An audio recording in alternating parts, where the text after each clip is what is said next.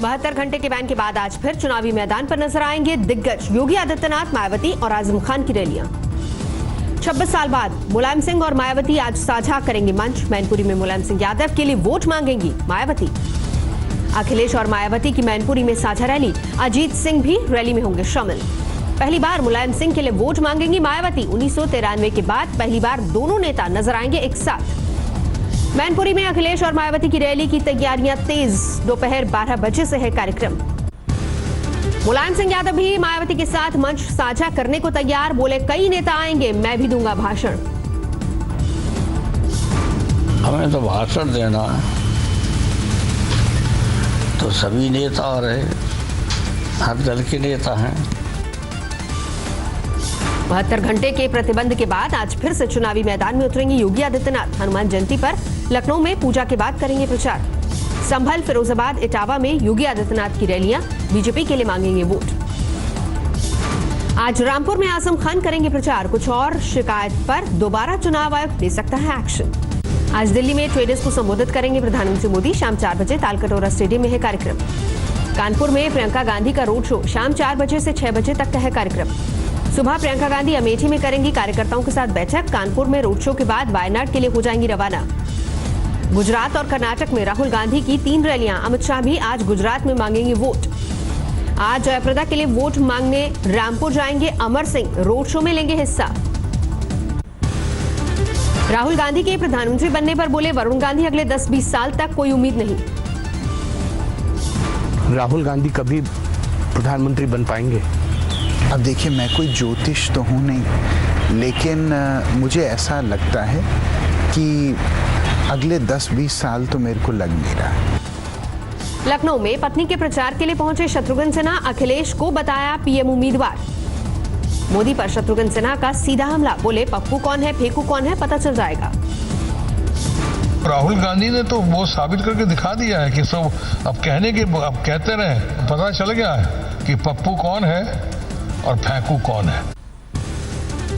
सुशील मोदी की मानहानि के केस पर बोले राहुल गांधी, चुनावी मौसम में यह आम बात है।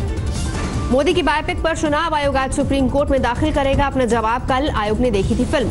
एक बार फिर मोदी की बायोपिक में के निर्माता रखेंगे अपना पक्ष। चुनाव आयोग ने दिया एक और मौका। मोदी की बायोपिक पर उर्मिला की चुटकी। बोले प्रधानमंत्री के वायदों पर कॉमेडी फिल्म बननी चाहिए थी। पुरी से बीजेपी प्रत्याशी संबित पात्रा पर चुनाव आयोग ने दर्ज कराया केस। कोड ऑफ कंडक्ट का मामला। बाराबंकी में बीजेपी नेता के बिगड़े बोल। बोले मुसलमानों को बर्बाद करने के लिए मोदी को चुने।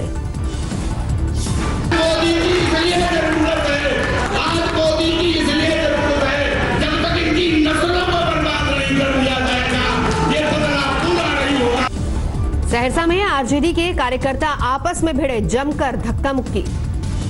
आरजेडी के झगड़े पर पप्पू यादव ने ली चुटकी। बोले जब 2 भाई आपस में भिड़ गए तो ऐसे हालात लाजमी है।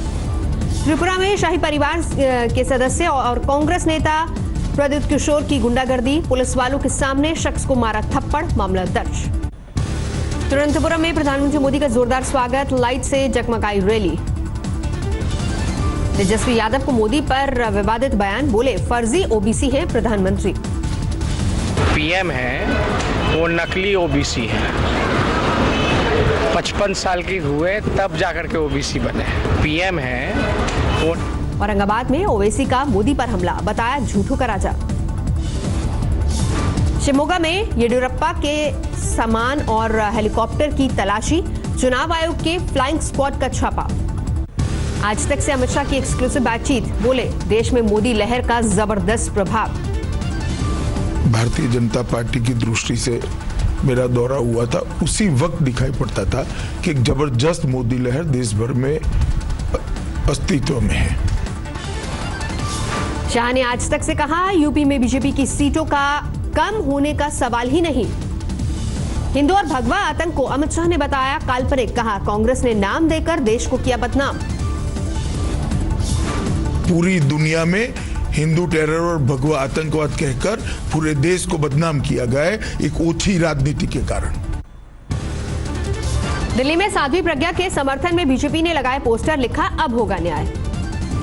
चुनावी मैदान में उतरी प्रज्ञा ठाकुर ने सुनाई टॉर्चर की कहानी। कहा, मुझे किया गया था प्रताड़ित, चुनाव मेरे लिए धर्मयुद्ध। साध्वी प्रज्ञा का बयान, कई तरह के टेस्ट के चलते मुझे कैंसर हुआ। विपक्ष ने साध्वी की उम्मीदवारी को बनाया एजेंडा। ओवैसी बोले, बीजेपी ने आतंकी आरोपी का स्वागत किया। उमर अब्दुल्ला का भी साध्वी पर निशाना, जमानत रद्द करने की उठाई मांग। दूसरे चरण के लोकसभा चुनावों में 62.71% वोटिंग, 12 राज्यों की 95 लोकसभा सीटों पर डाले गए वोट। उत्तर प्रदेश की 8 लोकसभा सीटों पर 62.30% मतदान।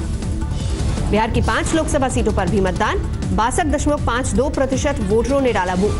कर्नाटक की 14 सीटों पर भी बम्पर वोटिंग। कोलार में सबसे ज्यादा 74% से अधिक मतदान।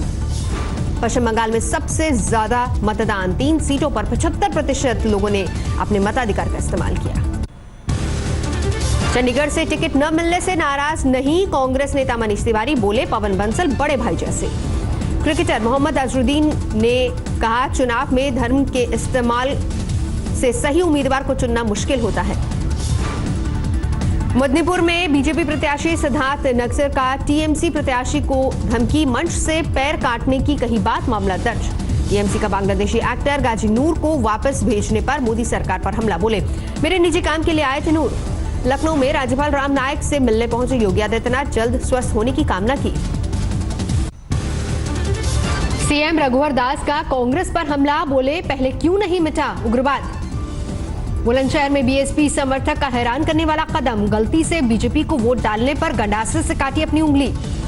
बीजेपी नेता रामपाल सिंह का कमलनाथ सरकार पर हमला, बोले कांग्रेस ने देशद्रोह किया है। मांडवा में कमलनाथ का जोरदार स्वागत, 108 नारियल की माला से हुआ सम्मान। गोरखपुर से चुनाव लड़ रहे भोजपुरी एक्टर रवि किशन बोले, मैं बाहरी नहीं रवि किशन ही रहूंगा। खगड़िया रैली में नीतीश ने की प्रधानमंत्री मोदी की तारीफ, बोले हर तबके का हो रहा है विकास। आरएलएसपी के बागी सांसद रामकुमार शर्मा का हमला, उपेंद्र कुशवाहा पर लगाया टिकट बेचने का आरोप। भीम आर्मी के नेता चंद्रशेखर ने गठबंधन से समर्थन न मिलने पर जताई निराशा, अब वाराणसी से नहीं लड़ेंगे चुनाव। मनोज तिवारी की टीएमसी पर हमला, बोले राम और रामनवमी का नहीं करती सम्मान। गुना में बीजेपी नेता के भाई की गुंडागर्दी का वीडियो वायरल, सरपंच के साथ मारपीट। खट्टर की रैली में दिखा अनोखा नजारा, एक चौकीदार को बुलाकर किया गया सम्मानित। बस्ती में एक उम्मीदवार का अनोखा नामांकन, सुदामा के भेष में कृष्ण के साथ रथ पर पर्चा दाखिल करने के लिए पहुंचे। सुषमा स्वराज का बयान, बोली एयर स्ट्राइक में नहीं मारा गया पाकिस्तानी सेना का एक भी जवान। भारत ने दिया पाकिस्तान को झटका, एलओसी पर व्यापार बंद किया। आतंकी मसूद अजहर से नहीं खत्म हो रहा पाकिस्तान का प्यार, कहा किसी भी दबाव में नहीं लगाऊंगा बैन। श्योपुर में 10 साल की मासूम से रेप, रिश्ते में नाना लगने वाला आरोपी गिरफ्तार। सवाई माधोपुर में जमीन के विवाद को लेकर 2 पक्षों में खूनी संघर्ष, 1 दर्जन से ज्यादा लोग घायल। जालंधर में विदेश भेजने के नाम पर ठगी करने वाले गिरोह का भांडाफोड़, 16 पासपोर्ट जब्त। सुपौल में मरीज की मौत पर हंगामा, पुलिस को करना पड़ा लाठीचार्ज। पटना में शादी से 1 दिन पहले दूल्हे की मौत, घर में सजावट के लिए लगी लाइट्स के करंट से हुई मौत। बैतूल में सरकारी कॉलेज में गुंडागर्दी, बाहरी लड़कों ने कॉलेज में घुसकर की मारपीट। आगरा में कार में लगी अचानक आग, चालक ने कूदकर बचाई जान। मुंबई में बड़ा हादसा, ट्रक के नीचे दबकर 4 मौत 1 घायल। कटनी में हाथियों के कोहराम से दहशत, गांव वाले खौफ में। नोएडा में एक्सपायर हो चुकी शराब को रोलर चलाकर किया गया नष्ट, करीब 3 करोड़ है कीमत। पटना में सेक्स रैकेट का भांडाफोड़, 4 गिरफ्तार।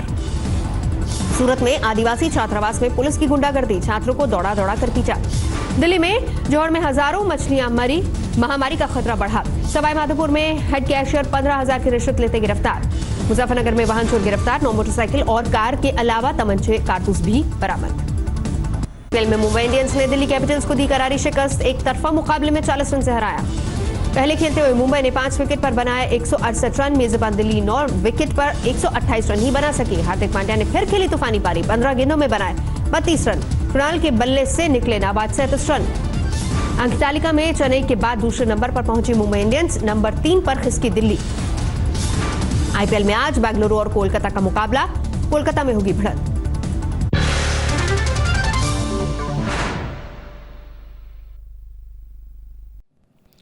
लिड खबरों के लिए यूं ही देखते रहिए आज तक और इस वीडियो के पसंद आने पर लाइक, शेयर एंड सब्सक्राइब करना ना भूलें।